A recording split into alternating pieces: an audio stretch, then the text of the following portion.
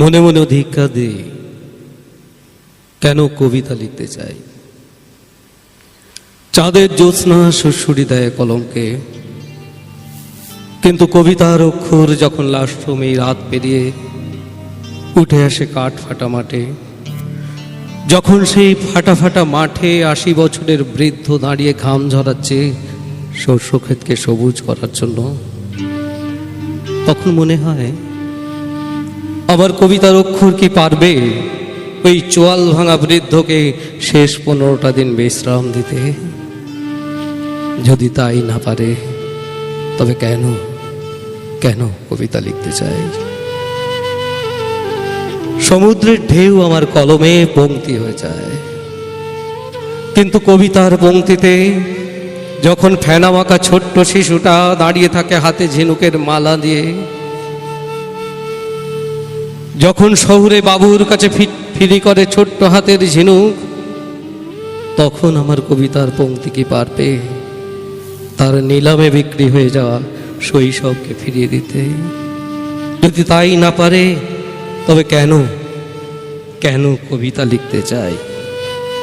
কিশোরীর নূপুরের ছন্দ আমার কবিতার ছন্দ পায়, কিন্তু কবিতার ছন্দ যখন রুদ্ধশ্বাস প্রহর গুনছে কিশোরীর থ্যাতলানো শরীর নিয়ে, যখন মাংসলোভী পিশাচের দল কিশোরীর হাসি নিয়ে লোপালুপি করছে শেষবারের মতো, তখন আমার কবিতার অক্ষর কি পারবে কিশোরীর সেই জীবন ছন্দ ফিরিয়ে দিতে। যদি তাই না পারে, তবে কেন কেন কবিতা লিখতে চাই।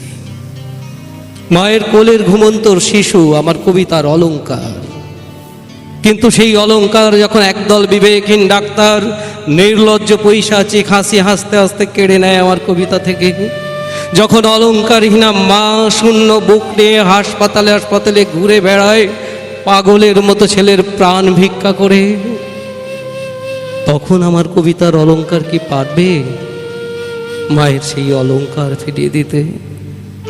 যদি তাই না পারে, তবে কেন কেন কবিতা লিখতে চাই। মানুষের কথা আমার কবিতার ভাষা যোগায়, কিন্তু আমার কবিতার ভাষায় যখন স্থান পায় না সেই মানুষের কথা, যখন গণতন্ত্রের নামাবলী গায়ে একদল পুলিশ মন্ত্রী আমলা রক্তচক্ষু শাসনে বোবা হয়ে যায় গণতন্ত্রের খুদকুঁড়োরা, তখন আমার কবিতার ভাষা কি পারবে সেই বোবা মানুষদের ভাষা ফোটাতে। যদি তাই না পারে, তবে কেন কেন কবিতা লিখতে চাই।